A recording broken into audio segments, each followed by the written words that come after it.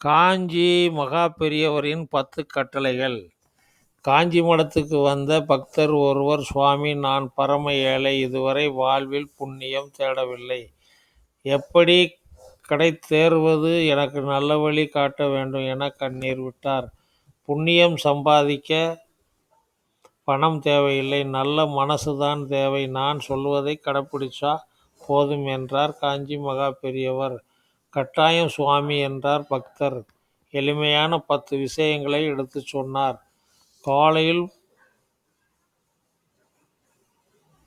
1.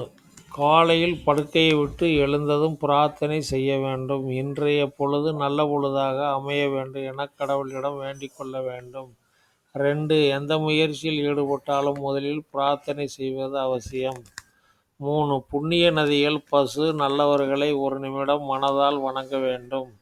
4. வாரத்தில் ஒரு நாளாவது கோவிலுக்கு செல்ல வேண்டும். ஆலயம் தொழுவது சாலமும் நன்று என்னும் ஔவையாரின் வழிகாட்டுதலை மறக்கக்கூடாது.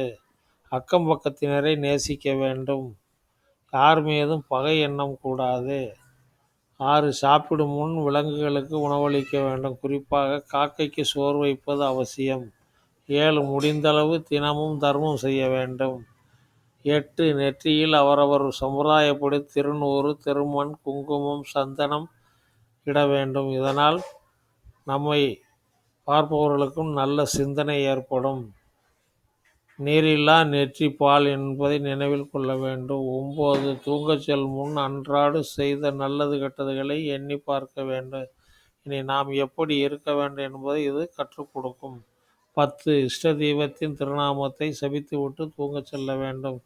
இந்த வழிகாட்டுதல்களை பின்பற்றினால் நாம் வாழ்க்கை அர்த்தமுள்ளதாகும். படிச்ச